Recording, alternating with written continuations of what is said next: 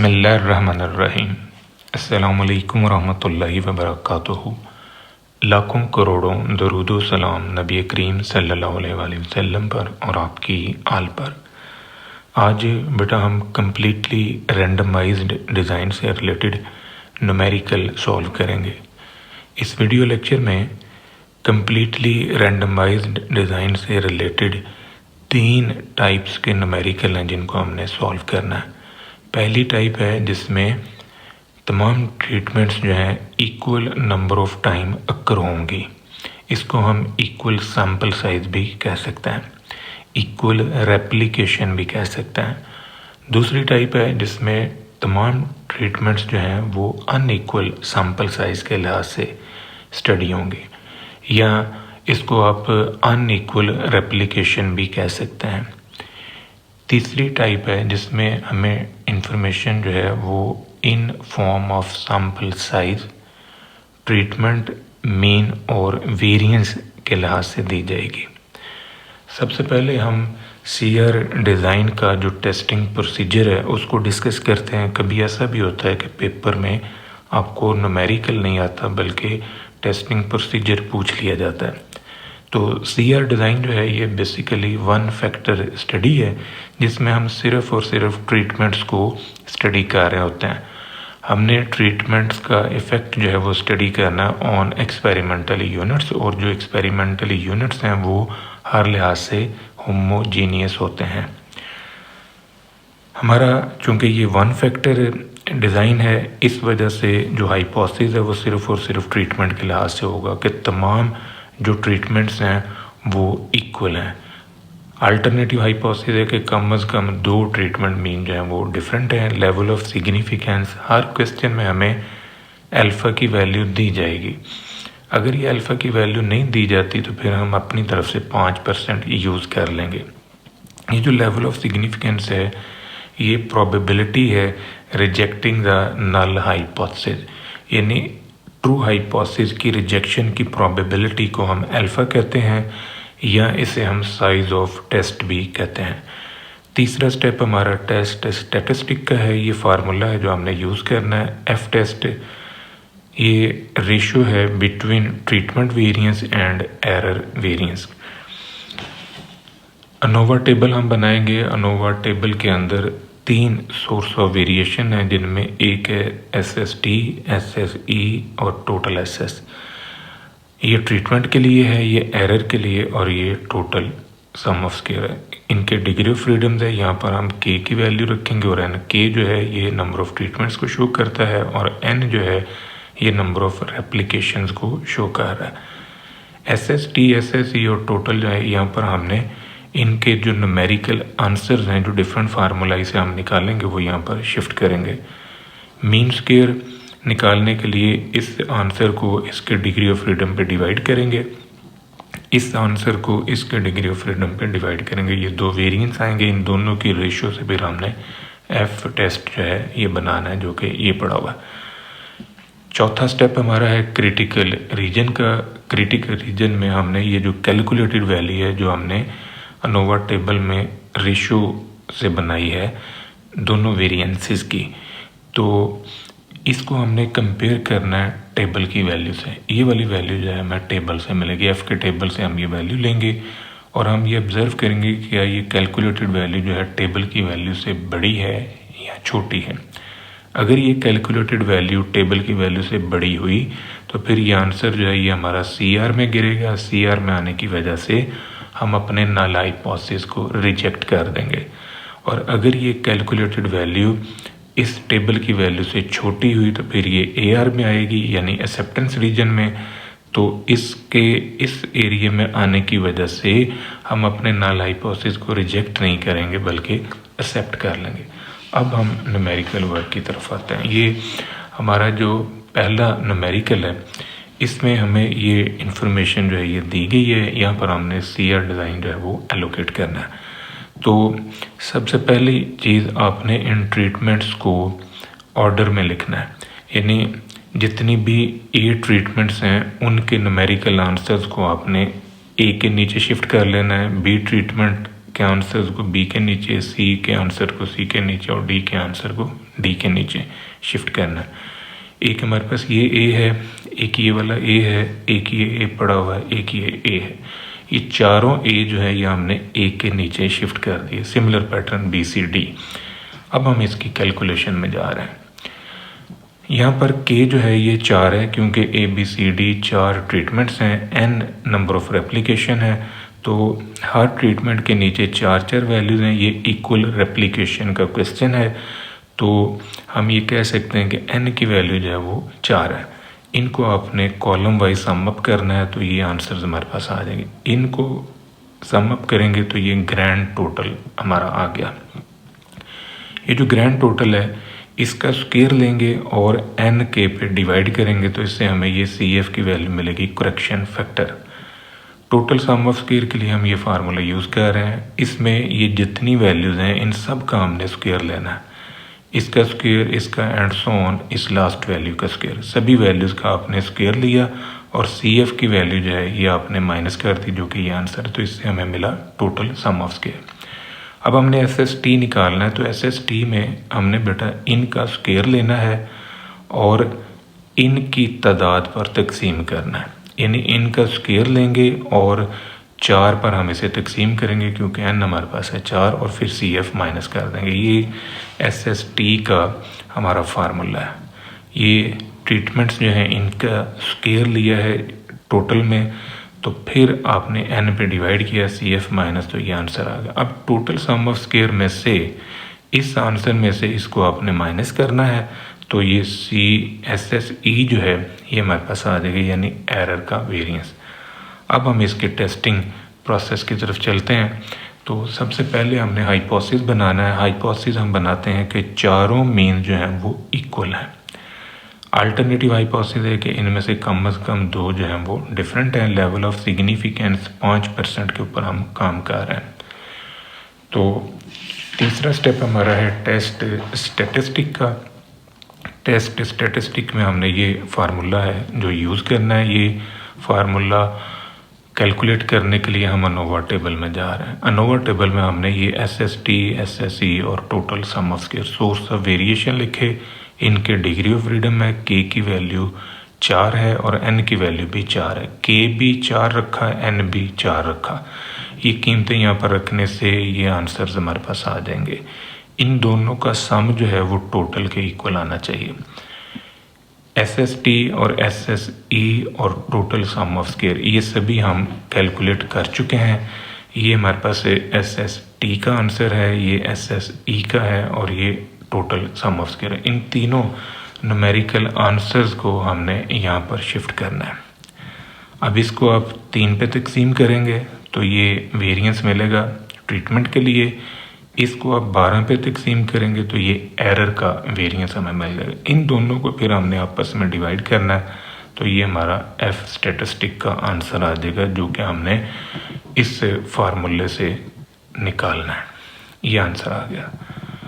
Critical reason में अब हमने जाना है। तो क्रिटिकल रीजन में हमने टेबल से वैल्यू जो है वो पिक करनी है। ये कैलकुलेटेड वैल्यू, इसको हम इस टेबल की वैल्यू से कंपेयर करेंगे। अल्फ़ा 5% है, ये के -1 3 और के इंटू एन -1 12 है। 3 को हमने 12 डिग्री ऑफ फ्रीडम पे देखना है। तो ये मेरे पास डॉक्टर अफजाल बेग साहब का स्टैटिस्टिकल टेबल है। इसमें से मैंने 3 को 12 डिग्री ऑफ फ्रीडम पे चेक करना है। ये अल्फ़ा 5% के ऊपर है, तो यहाँ से V1 जो है ये पहला डिग्री ऑफ फ्रीडम और V2 जो है ये दूसरा डिग्री ऑफ फ्रीडम। 3 को मैंने 12 पे लेके जाना है, तो ये आंसर मेरे पास आ रहा है 3.49। इधर से 3 और इधर से 12, तो ये 3.49 मेरा आंसर है।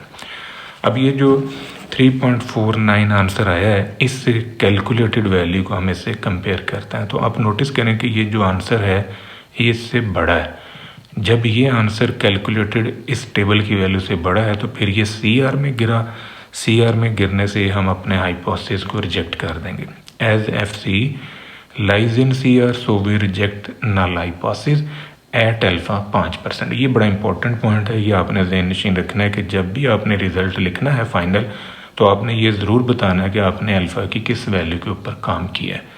अब ये अगर अल्फ़ा 5% पे आपका नल हाइपोथेसिस रिजेक्ट हुआ है तो हो सकता है कि ये 2% पे या 1% के ऊपर ये एक्सेप्ट हो जाए, तो इसलिए ये साथ में ज़रूर आपने मेंशन करना है। अब इससे रिलेटेड ये 2 क्वेश्चन है बेटा जो आपने ख़ुद सॉल्व करने हैं। यहाँ पर ट्रीटमेंट्स को पहले आपने लिखना है, कॉलम में ट्रीटमेंट लिख लें, ए के नीचे ए की वैल्यूज़, बी के नीचे बी, सी, डी, ई, पांचों ट्रीटमेंट्स के नीचे आपने इनकी न्यूमेरिकल वैल्यूज़ को लिख के सेम प्रोसेस जो है ये आपने अडॉप्ट करना है। यहाँ पर दूसरा क्वेश्चन जो है इसमें आपको सम दे दिए हैं, यानी ये ए बी सी डी के नीचे जो वैल्यूज़ थी वो आपको नहीं थी बल्कि इनके ग्रैंड टोटल दे दिए। इन के जो टोटल हैं वो हमारे पास ये आ रहे हैं और ये इक्वल सैम्पल साइज़ का क्वेश्चन है क्योंकि हर ट्रीटमेंट जो 100 टाइम रिपीट हुई हुई है। और ये जो है ये उन वैल्यूज़ का स्क्वायर है, यानी जब आप टोटल सम ऑफ स्क्वायर निकालेंगे तो इन सारों को आपने जमा करके CF इसमें से माइनस कर देना। नेक्स्ट टाइप है हमारी CR डिज़ाइन ही की टाइप है, लेकिन ये क्वेश्चन अब हमारा अनइक्वल सैम्पल साइज़ का है, यानी यहाँ पर ट्रीटमेंट्स की जो रेप्लिकेशन है वो सेम नहीं है। आप नोटिस करें कि यहाँ पर 5 ट्रीटमेंट्स हैं जिनको हम स्टडी कर रहे हैं। अब ये पांचों ट्रीटमेंट्स जो हैं unequal number of times repeat हुई हैं। ये ट्रीटमेंट जो है ये 5 दफ़ा रिपीट हुई है, ये ट्रीटमेंट जो है ये 3 बार है, ये 2 बार एंड सो ऑन, यानी यहाँ पर जो रेप्लिकेशन है वो सेम नहीं है। तो सबसे पहले आपने देखना है कि इन ट्रीटमेंट्स के नीचे रेप्लिकेशन की तादाद क्या है, यानी जो ट्रीटमेंट 1 है वो 5 टाइम रिपीट हुई है, ट्रीटमेंट 2 जो है ये 3 time, 2 time, 3 time and 1 time. ये वैल्यूज़ के लिहाज से हमने इसको लिख लिया और इनका ग्रैंड टोटल हमारे पास है 14, यानी पांचों ट्रीटमेंट जो है ये 14 टाइम रिपीट हुई हैं। अब जो ग्रैंड टोटल आप लेंगे ट्रीटमेंट के लिहाज से इनको कॉलम वाइज आपने सम अप कर लेना है। कॉलम वाइज सम अप करने से ये हमारे ट्रीटमेंट्स के टोटल आ गए और इनको सम अप करेंगे तो ये ग्रैंड टोटल हमारे पास आ जाएगा सारी ट्रीटमेंट्स का सम। अब हमने आना है कैलकुलेशन में, तो करेक्शन फैक्टर जो है CF जिसे हम कह रहे हैं करेक्शन फैक्टर, ये जो ग्रैंड टोटल है इसका हम स्क्वायर लेंगे और पहले हम कर रहे थे NK पे डिवाइड, NK की मल्टीप्लिकेशन से भी हमें टोटल नंबर ऑफ ऑब्जर्वेशन मिलती हैं। तो टोटल नंबर ऑफ ऑब्जर्वेशन यानी NK is equal to NJ summation NJ, तो ये जो समेशन NJ है ये भी टोटल नंबर ऑफ ऑब्जर्वेशन ही है। तो हमने इसका स्क्वायर लेना है और इस 14 के ऊपर हमने इसे तकसीम कर देना, ये CF आ जाएगा। टोटल सम ऑफ स्क्वायर के लिए हम इस टेबल में मौजूद तमाम वैल्यूज़ का स्क्वायर लेंगे और CF की वैल्यू जो है ये हम इसमें से माइनस कर देंगे, तो ये हमारे पास आ जाएगा total sum of square. SST के लिए पहले फार्मूले में यहाँ पर खाली n था क्योंकि इक्वल रेप्लिकेशन थी, तो यहाँ पर अब अनइक्वल रेप्लिकेशन है तो जो ट्रीटमेंट जितनी दफ़ा अक्कर हो रही है उसकी तादाद पर आपने तकसीम करना है। आप नोटिस करें ये पहली ट्रीटमेंट है इसका स्क्वायर लेंगे तो इसे 5 पे तकसीम करेंगे, ये दूसरी ट्रीटमेंट है इसका स्क्वायर लेंगे तो इसे 3 पे तकसीम करेंगे, इसका स्क्वायर लेंगे इसे 2 पे, इसका स्क्वायर लेंगे इसे 3 पे तकसीम करेंगे, इसका स्क्वायर लेंगे इसे 1 पे तकसीम करेंगे। ये प्रोसेस हुआ है। फिर इसमें से हमने ये CF की वैल्यू, ये CF का जो आंसर है ये आंसर हमने माइनस कर देना है, तो ये हमारे पास आ जाएगा SST। अब टोटल में से SST माइनस कर दें, इस आंसर में से इसे माइनस करेंगे तो ये हमारे पास आ जाएगा SSE sum of square for error. अब हम आते हैं इसके एनालिसिस प्रोसीजर के अंदर। क्योंकि 1 फैक्टर स्टडी है, एक ही हाइपोथेसिस हमारा बनना है कि पांचों जो ट्रीटमेंट्स हैं उनका मीन सेम है, अल्टरनेट आ जाएगा कम से कम 2 डिफरेंट है। Level of significance 5%, test statistic ये फार्मूला है जो हमने यूज़ करना है। अब हम आते हैं अनोवा टेबल के अंदर। तो अनोवा टेबल में source of variation, degree of freedom, ये इनका डिग्री ऑफ फ्रीडम है, या NJ की जगह पर आप NK भी लिख सकते हैं अगर इक्वल सैम्पल साइज हो तो, यानी अगर रेप्लिकेशन इक्वल है तो फिर ये एन के होगा, अदरवाइज ये समेशन एन जे है। तो ये 14 है हमारे पास एन जे की value, sum of N J, और के जो है ये 5 है। ये कीमतें हमने यहाँ पर रखी, तो ये डिग्री ऑफ फ्रीडम का कॉलम खुल गया। ये तीनों हम कैलकुलेट कर चुके हैं। इसको इस पे डिवाइड करना है, इसको इस पे डिवाइड करना है, ये आंसर आ जाएंगे। इन दोनों को आपस में डिवाइड करना है, तो ये कैलकुलेटेड वैल्यू हमारे पास आ जाएगी एफ की। अब हम आ रहे हैं क्रिटिकल रीजन में। क्रिटिकल रीजन में ये हमारा फार्मूला है, ये वैल्यू हमें टेबल से मिलेगी। के माइनस 1 जो है ये 4 है, और N J summation N J minus K जो है ये 9 है।